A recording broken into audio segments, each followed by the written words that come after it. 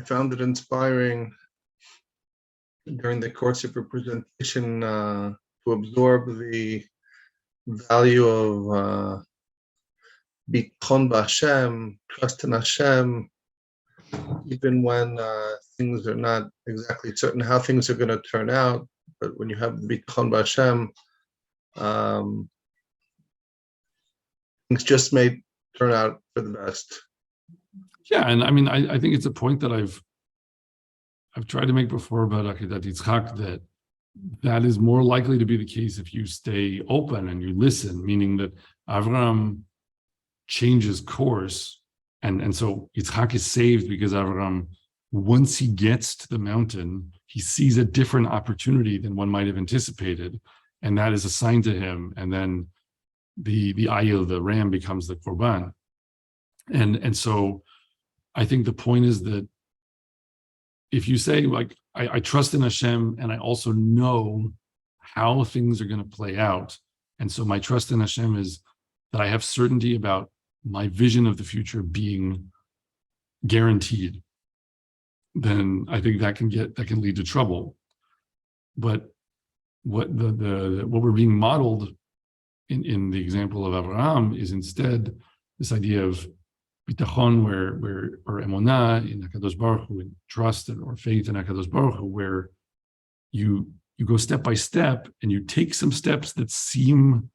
like you don't understand how they could be leading to a safe place or to the right place, but you feel sure that those are the ones that he's taught you, and so you take them. But then you have to kind of check and listen and make sure that he's helping you to understand that you're on the right path, because he might actually, even at the last minute, sort of divert you and say, like, he needed to kind of draw you forward this far with a certain notion in your mind of what you were doing. But then once you get to the mountain, it's like, no, actually we're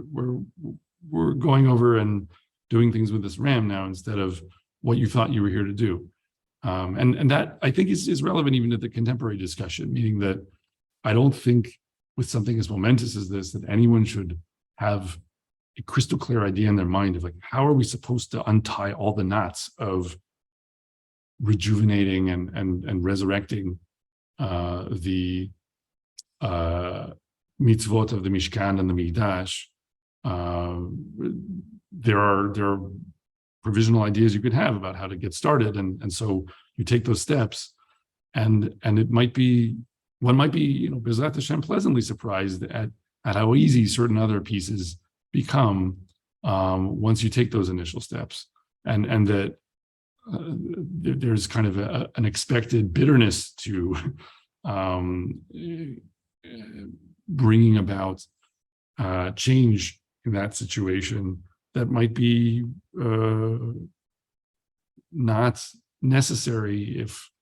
we're willing to take the first steps, be'emunah, with a trust and a faith. Right, this also brings us to the topic of the Torah being real as opposed to something, some religious Jews sort of just walk the walk in certain types of ways, but don't really think the think, or talk the talk in a certain type of way. In other words, they don't really take the Torah seriously as something that's supposed to be guiding our lives, both as individuals and as a nation. And then that brings us to the topic of how are we supposed to be conducting ourselves as a nation. All too often, even those leaders who have shown themselves to be competent in different ways are not being guided by a sense of, well, what is it Hashem wants me to do, and how am I going to make the Torah work in real life? It's sort of just using logic, common sense, taking into account reality, but not taking into account the Torah's dictates. Yeah. Well, I think that, this is something that could be the subject of a longer shiur, but there's, I think on the one hand, there's good sense in not relating to the Torah as though it's a sort of a cheat sheet for the universe, where if you just do the things that HaKadosh Baruch Hu commands, then you're magically protected and magically successful, and there's no rhyme or reason to why or how, but you, so to speak, get to toss heads 25 times in a row with a coin, just because you're on a mission from heaven, and it all works out. On the one hand, I think theologically speaking, one has to affirm that, of course, if HaKadosh Baruch Hu wants to do things that way, he's not limited or constrained in any sense. So there may be times when there isn't like a better way of explaining or describing how events have played out. And you just say, wow, there was an amazingness that Hashem made for us, and we can't comprehend it. And he sort of stacked the deck in our favor and did it, because of our merits. And I would never want to suggest that Hashem is any way barred or restrained in the degree to which he can put his hand on the scale in the world in ways that we can't anticipate. However, I think what's also true is that empirically it seems he's reluctant to do that. Like, he prefers not to do that unless there's great merit and great need. And if he can get away with bringing about what he wants to in a way that seems more explainable or natural, then he errs in that direction. And there are, I think, epistemological and theological reasons that it would make sense that he would want, to approach things that way. And so, to the degree that that's the case, I think part of what is referenced, there's a pasuk which I'm not going to be able to quote directly from memory in Sefer Dvarim, that says that the Torah is like, it will be in our hands, like it will be chokhmah for the nations around us, like wisdom.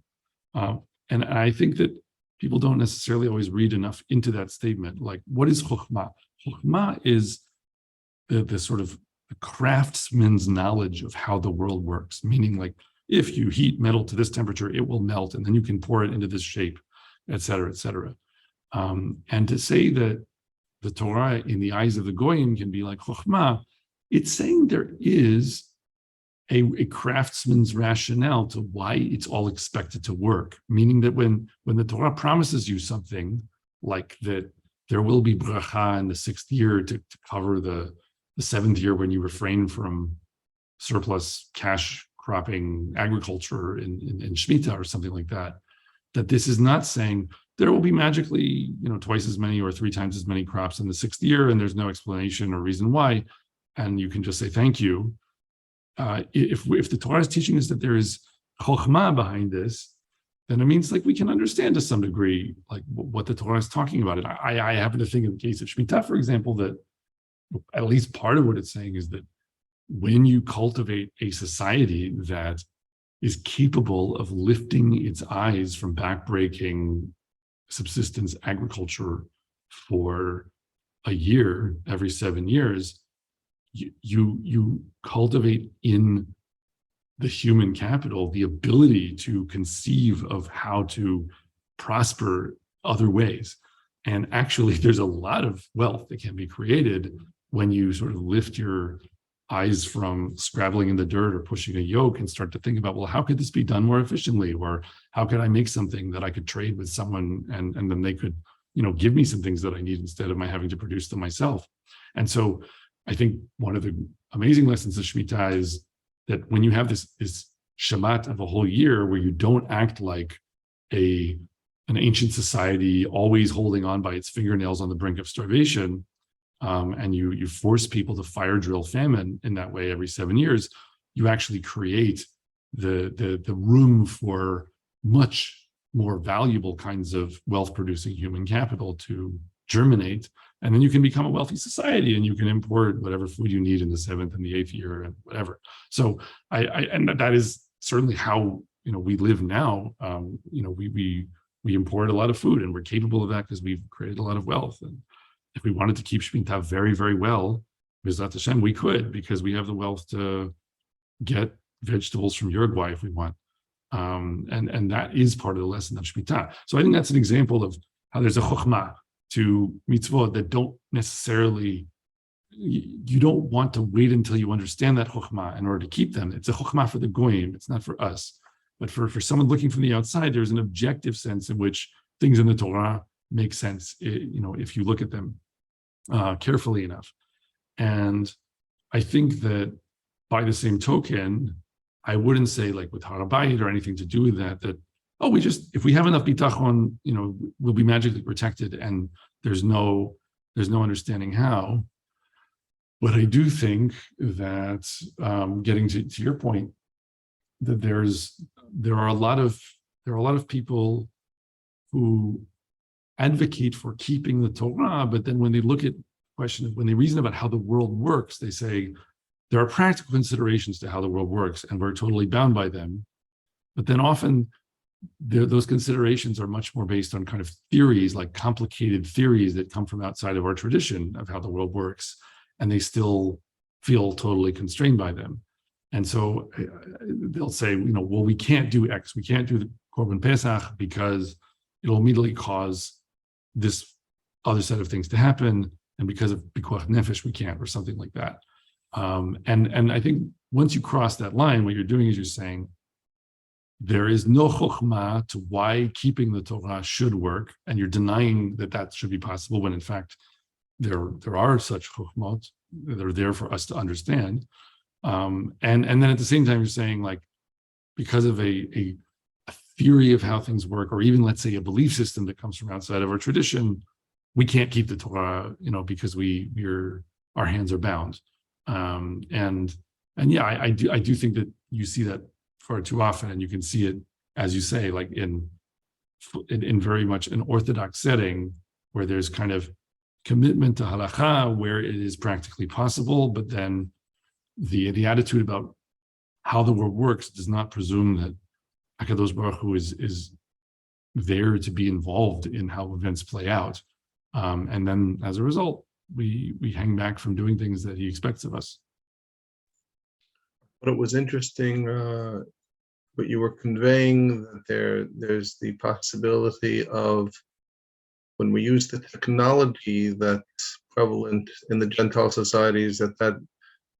we run the risk of importing not only the technology, but also bad cultural aspects that accompany the technology.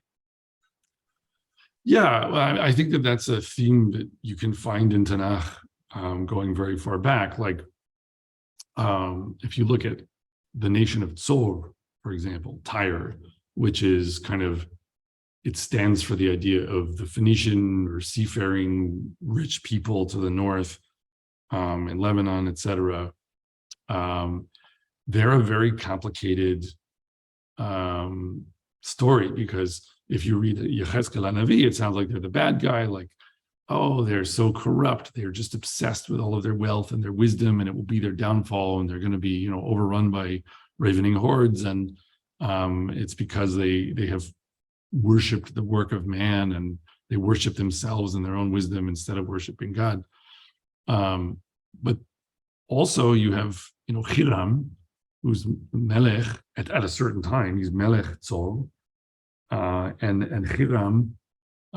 is a foreign king who is described as the friend of David and of Shlomo, and he provides the cedars that are used to build Bais Rishon, the Beit Mikdash of Shlomo Melech. So he is an essential ingredient in the successful construction of a temple of worship for Hashem, and so a good relationship with the right kind of good neighbor that involves their wealth and technology and all the sort of exchanges that accompany that can be a positive thing. And Chazal even doubled down on this idea by saying about Chira Ha'adulami, the strange Canaanite or whatever friend of Yehuda centuries earlier, that is mentioned in, I think, Parshat Miketz, maybe not Miketz, sorry, right before that, drawing a blank. Vayeshev,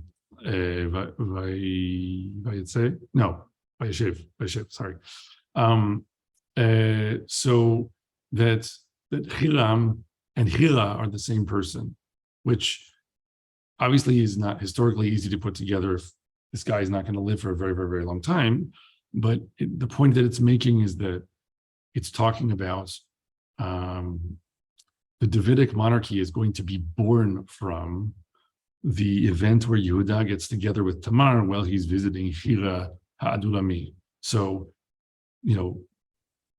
Mashiach and Beit Mikdash and everything like that comes from this interaction with someone who's kind of from outside the family. And also there's this very complicated situation where, Yehuda is seeing Tamar in a place called Timna, which is interesting because that's also the name of a place where Shimshon is seeing foreign women. And Timna is this place where Yehuda goes to be involved in a very sketchy and seemingly controversial relationship with a woman who's posing as a prostitute. And so there's all of this element of and she's called a Kadesha, which is like a cultic prostitute. So there's this element of foreign idolatry and the temptation of foreign women and intermarriage. It's all the same things that we were just talking about. But Chazal choose to associate that with this positive relationship that David had with Hiram, because I think that they're saying, don't think that you can have the bracha of a wealthy society, a society with great agriculture, a society with healthy people, a society with all the military might that it needs to defend itself. Don't think that you can have that by just closing all the doors and saying it's us against the rest of the world. We want no relationship with the rest of humanity. And because we are so pure in our commitment to HaShem, that we will triumph without them. It's more complicated than that. It's more complicated than that, both because we have the way that Hashem makes us successful is in part by having the right relationships with other nations, but that is a very slippery slope, and it leads to a very treacherous set of mistakes that we can slide down and make if we're not careful. And also because perhaps the point of the Mikdash is ultimately to be a place not just for Am Yisrael, but for the whole world. And that again, I guess, in a nice way, brings us back to the original point with things maybe going in an unexpected way, that ultimately, Be'ezrat Hashem, Har HaBayit will be recognized not only by Jews, but also by other people as a place that they can come to worship HaKadosh Baruch Hu in a proper way. And once there is enough agreement about that, that will be a wonderful thing for it to be a place for the whole world to come and visit. It isn't meant to be a level playing field for all idolatries, and it's not meant to be a sort of emporium for idols where everyone comes and sort of sets up shop and tries to make their own case for how to serve Hashem or whatever other god there. It is meant to be something that's directed